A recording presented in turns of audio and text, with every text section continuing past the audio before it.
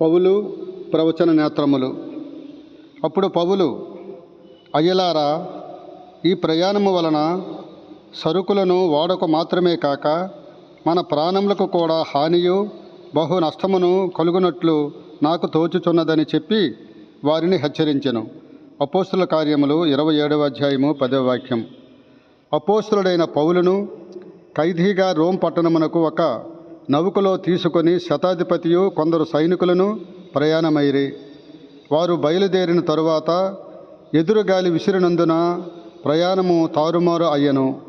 అపాయకరమైన స్థితిలో పడిరి.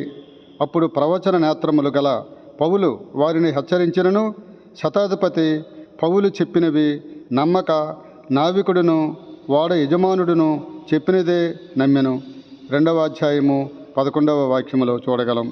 అవును, దేవుడు సెలవిచ్చు మాటలను ప్రజలు అంగీకరించరు.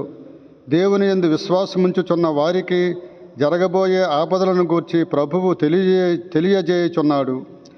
శ్రమలలో వారికి తోడై ఉండి వారిని విడిపించుచున్నాడు. యెరూషలేము దేవాలయము పడద్రోయబడునని ప్రభువు ప్రవచనరీత్యా మాట్లాడెను. మీరు ఇవన్నీ చూచుచున్నారు కదా. రాతి మీద రాయి ఒకటి అయినను ఇక్కడ నిలిచి ఉండకుండా పడద్రోయబడునని మీతో నిశ్చయముగా చెప్పుచున్నాను అని ప్రభువు పలికెను. మత్తయి సువార్త 24వ అధ్యాయము 2వ వాక్యములో. అంతేకాదు, యెరూషలేము పట్టణమును సమీపించినప్పుడు దానిని చూచి దాని విషయమై ఏడ్చెను. నీవును నీ దినమందైనను సమాధాన సంబంధమైన సంగతులను తెలుసుకుని ఎడల నీకెంతో మేలు. కానీ ఇప్పుడవి నీ కన్నులకు మరుగు చేయబడి ఉన్నవి అని విలపించెను.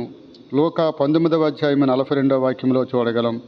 క్రీస్తకం 70వ సంవత్సరమున యెరూషలేము దేవాలయము పడద్రోయబడెను. సైన్యాధిపతియగు టైటస్ పట్టణమును ముట్టడి చేసెను. దేవాలయమందున్న బంగారు పనిముట్లను గూర్చి ఎరుగని వాడై దేవాలయమును తగులబెట్టెను. సర్వనాశనము జరిగిన తరువాత తన సైనికులతో దేవాలయమును సందర్శించెను. దేవాలయం యొక్క గోడలు మెరయుచుండెను. కారణము, దేవాలయములోని బంగారు మంతయు కరిగిపోయి రాళ్ల మధ్య ఉండెను. అప్పుడు టైటస్, ప్రతి రాయిని తీయండి, వాటికి అద్దుకొని ఉన్న బంగారమును వేరు చేయండి, రాళ్లను కుప్పగా పోయండి అని ఉత్తర్వు జారీ చేసెను. రాతి మీద రాయి ఒకటైనను నిలిచి ఉండకుండా పడద్రోయబడును అను ప్రవచనము నెరవేరెను. దేవునికి స్తోత్రం. హల్లెలూయా.